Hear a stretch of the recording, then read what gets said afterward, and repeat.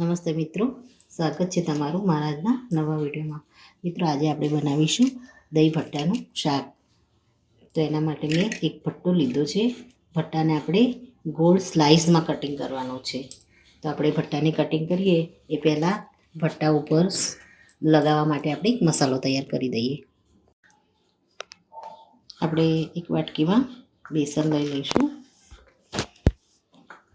પર આપણે ધાણા જીરું મસાલો લઈ લઈશું, થોડી હળદર લઈ લઈશું, મીઠું આપણે લઈ લઈશું,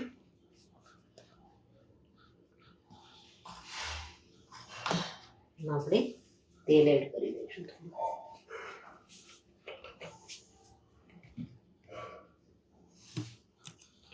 હવે આને મિક્સ કરી અને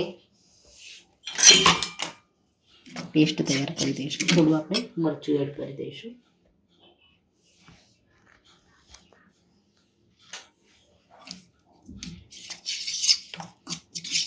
થોડું આપણે તેલ અને પાણી બંને એડ કરીશું.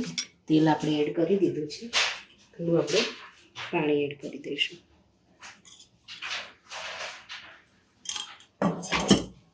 અને એક પેસ્ટ રેડી કરી દઈશું.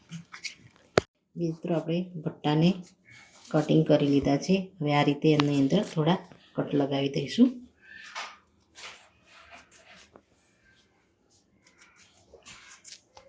બધા જ ભટ્ટામાં આ રીતે કટ લગાવી અને આપણે બેસનનો જે મસાલો રેડી કર્યો છે એને આપણે આની ઉપર લગાવી દઈશું.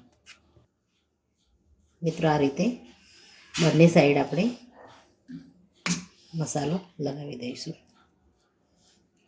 એક પેનમાં તેલ મૂકી અને આપણે મસાલો લગાવી અને ભટ્ટાને આની ઉપર એડ કરતા જઈશું નોનસ્ટિક ઉપર. મિત્રો, આપણે નોનસ્ટિકમાં સરસ્યું એડ કર્યું છે, એમાં આપણે સ્લાઇસને એડ કરી દઈશું અને એને થોડી શેકાવા દઈશું.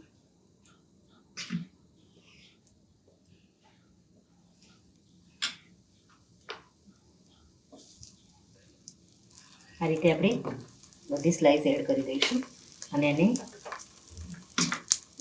કલર ચેન્જ થાય ત્યાં સુધી આપણે શેકાવા દઈશું. મિત્રો, ભટ્ટાને આપણે ફેરવી લઈશું. સરસ એવા શેકાઈ ગયા છે. બંને સાઈડથી આપણે આ રીતે પલટાવી અને શેકાવા દઈશું. ઉપર આપણે કસૂરી મેથી એડ કરી દઈશું થોડી, જેથી એની ફ્લેવર પણ આમાં બેસી જાય.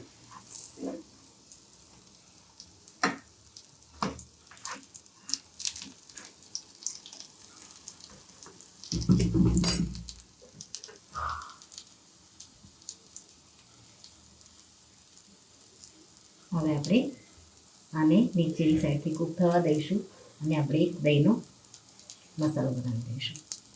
મિત્રો, ભટ્ટા શેકાય ત્યાં સુધી આપણે એક વાસણમાં દહીં લઈ લઈશું. એમાં આપણે બીજા રેગ્યુલર મસાલા એડ કરી અને આનો પણ એક મસાલો તૈયાર કરી દઈશું.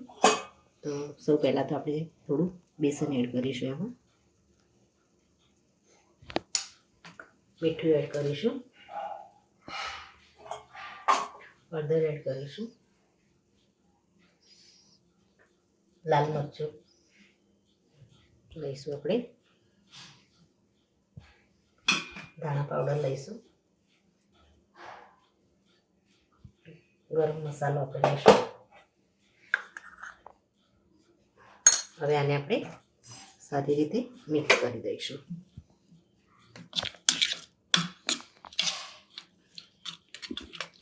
મિત્રો, ભટ્ટા બંને સાઈડથી સરસ એવા કૂક થઈ ગયા છે.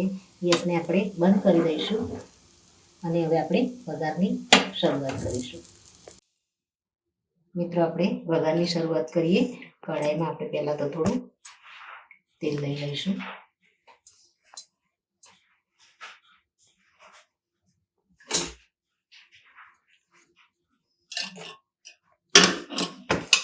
ત્યારબાદ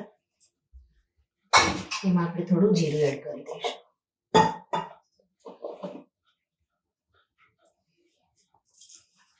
જીરુંને આપણે થોડું થવા દઈશું. એમાં આપણે જીરા અને લસણને વાટીને રાખ્યું છે એને આપણે આની અંદર એડ કરી દઈશું.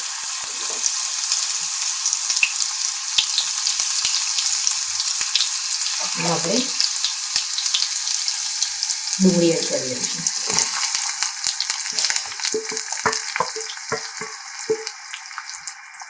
આપણે ડુંગળીના ભાગમાં મીઠું એડ કરી દઈશું જેથી ડુંગળી સરસ એવી ગોલ્ડન થઈ જાય. આપણે હાઈ ફ્લેમ ઉપર જ ડુંગળીને સારી રીતે થવા દઈશું.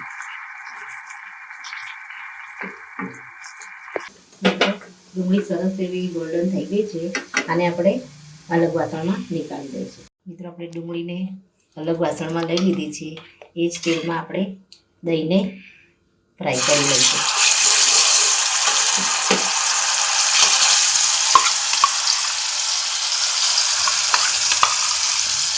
દહીં અને બેસનને આપણે સારી રીતે ચલાવી અને ફ્રાય કરી લઈશું. મિત્રો દહીંને આપણે ધીમે ધીમે આ રીતે ચલાવતા રહીશું. થોડું આપણે પાણી એડ કરી દઈશું. એમાં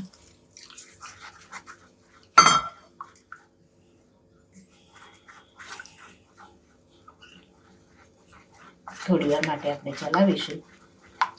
ત્યારબાદ ભટ્ટાને જે આપણે ફ્રાય કરી અને રેડી કર્યા છે એને આપણે આમાં એડ કરી દઈશું.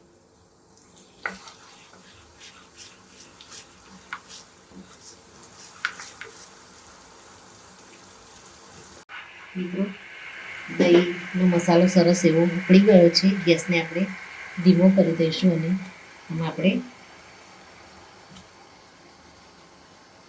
સ્લાઈસ એડ કરી દઈશું.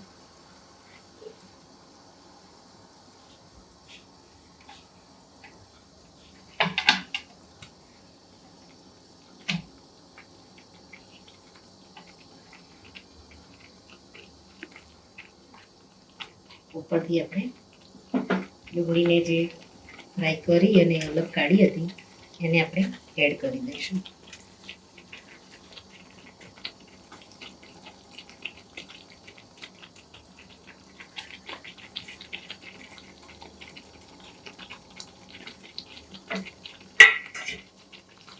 આપણે મિક્સ કરી દઈશું. હવે ઢાંકી અને એકાદ મિનિટ માટે આપણે આને કૂક થવા દઈશું. મિત્રો શાક બની અને રેડી થઈ ગયું છે.